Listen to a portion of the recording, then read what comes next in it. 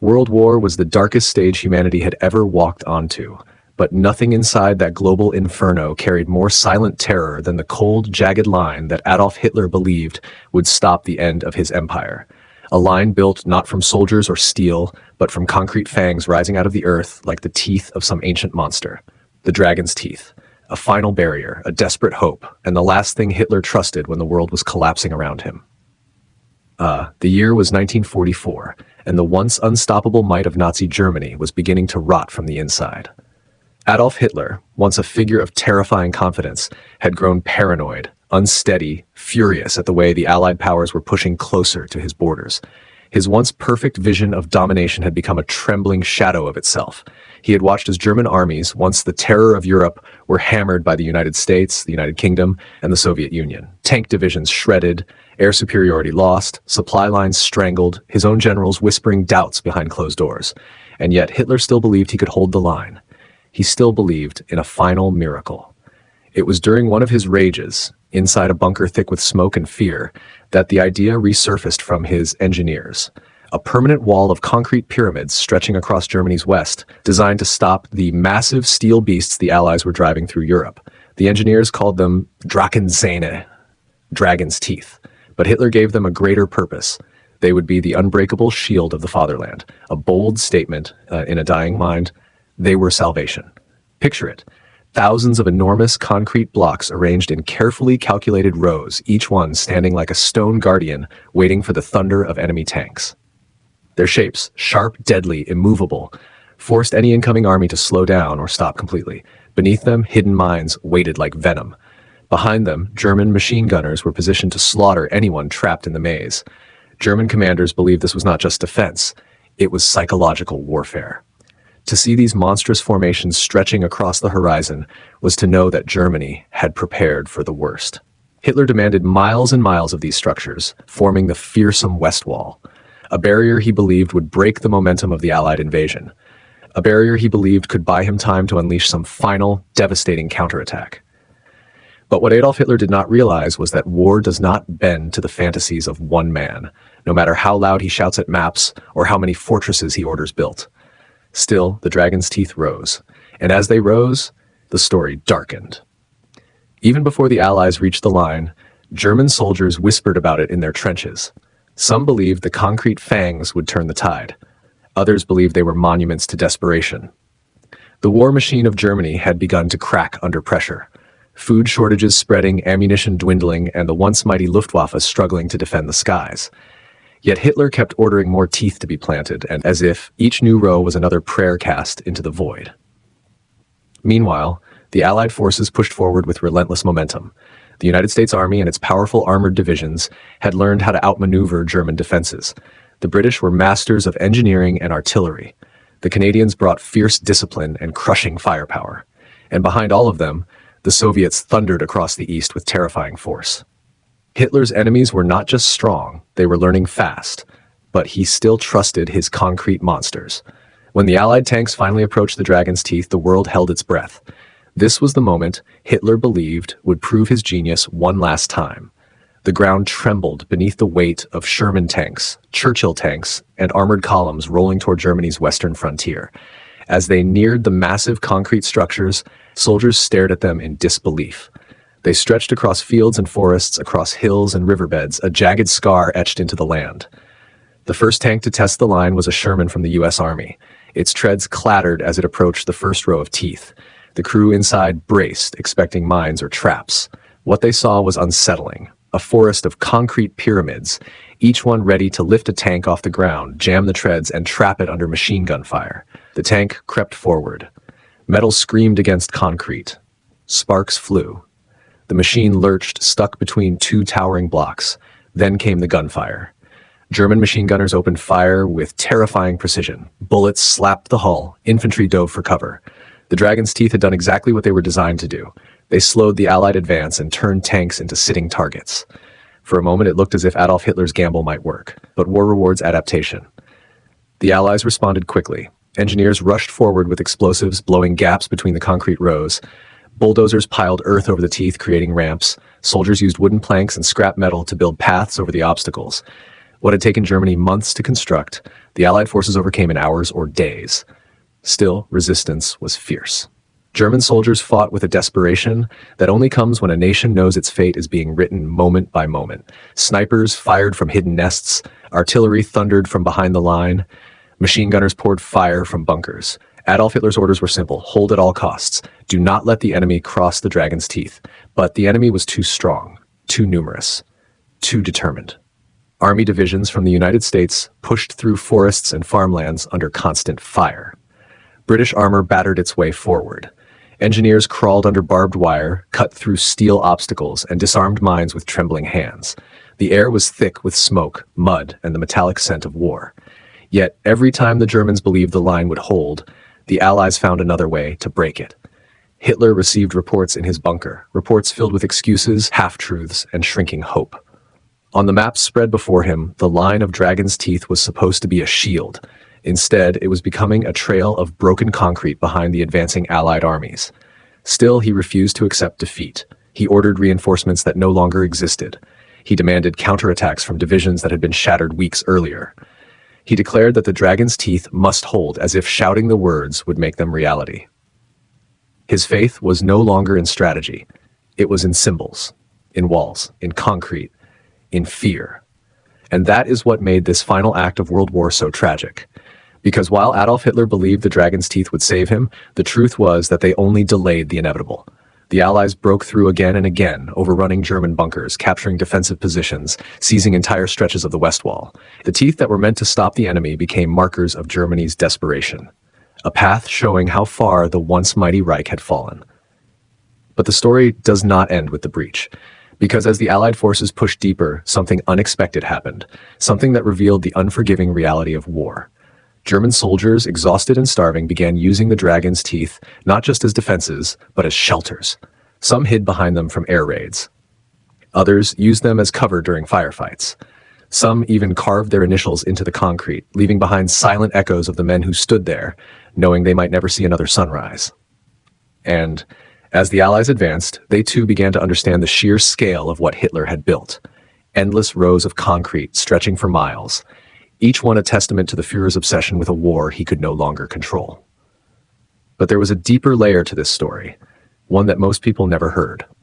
A secret buried beneath the concrete, inside bunkers, and within the twisted strategies of Adolf Hitler's collapsing empire. A truth that reveals just how far Germany went to hold the line, and how deadly the final days of the war became as both sides clashed against the teeth of the beast. Before we dive deeper, if you're enjoying this cinematic dive into the hidden battles of World War, make sure you hit the like button so YouTube knows this is a story worth sharing. And if you want more intense historical breakdowns, subscribe, because what comes next is even darker. The Allied forces pressed deeper past the shattered dragon's teeth, stepping into a landscape that felt less like a battlefield and more like the abandoned skeleton of a dying empire.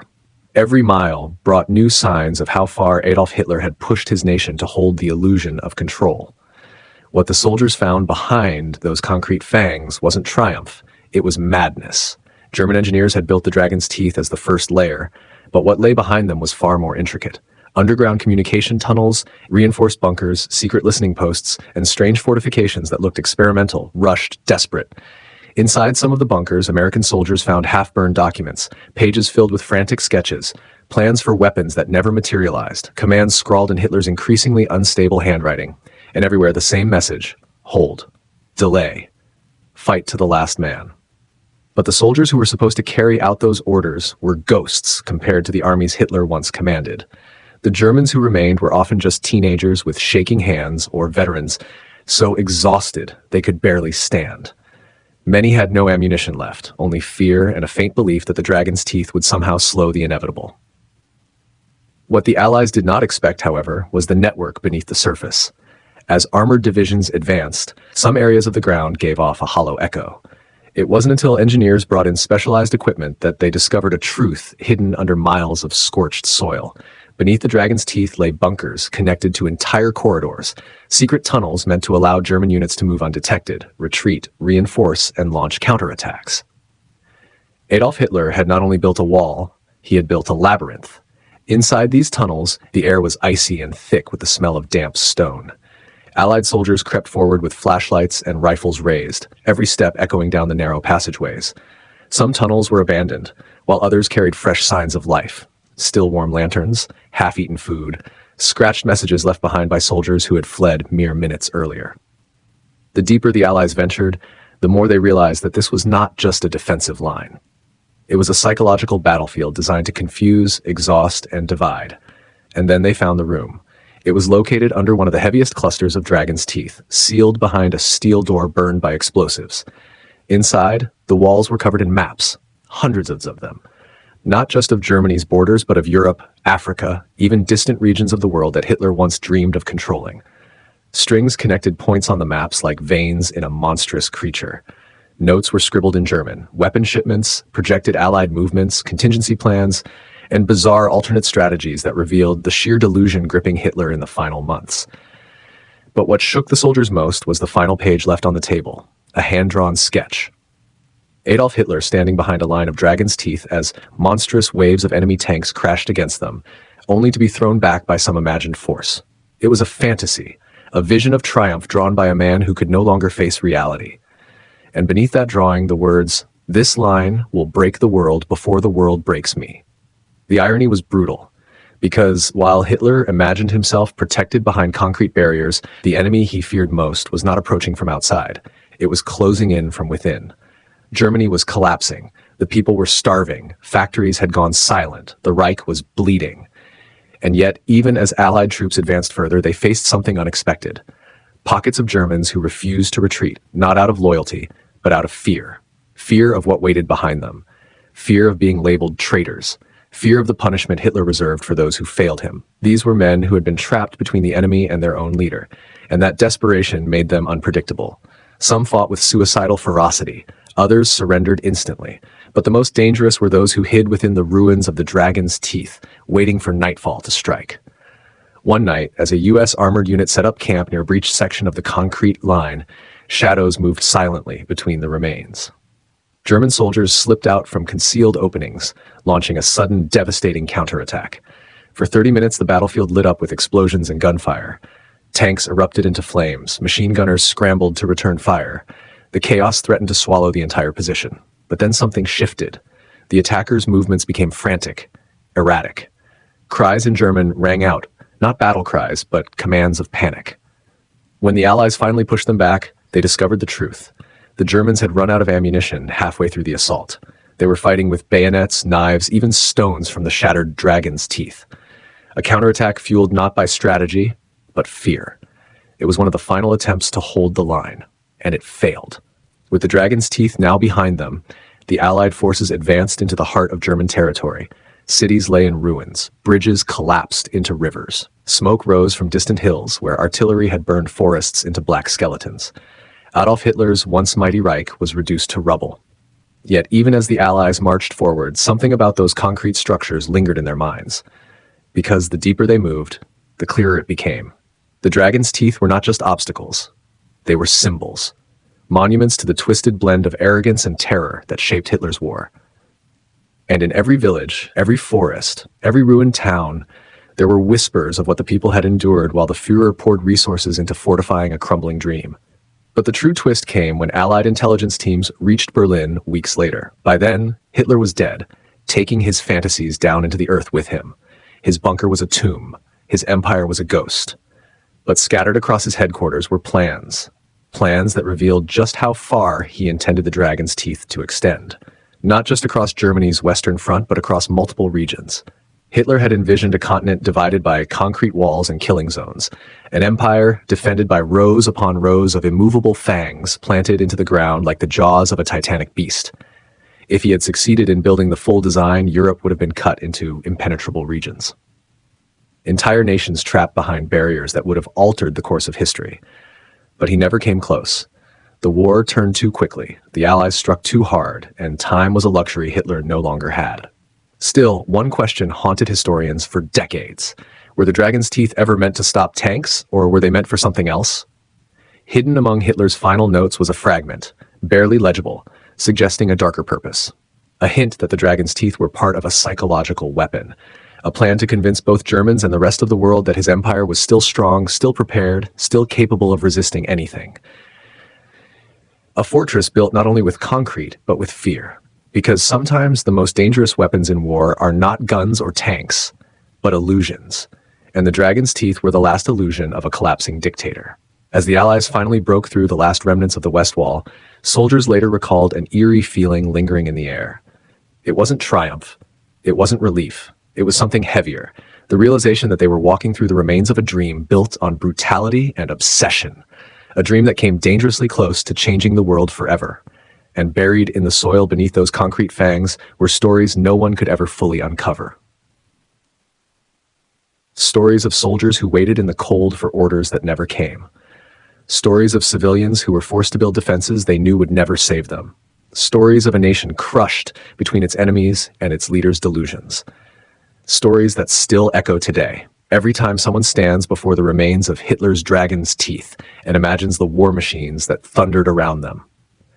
If you want more powerful, hidden stories from the darkest corners of World War, make sure you like this video so more people see it, and subscribe because the next chapter will take you even deeper into the forgotten secrets of a war that reshaped the entire world and the chilling structures that still stand as scars on the land.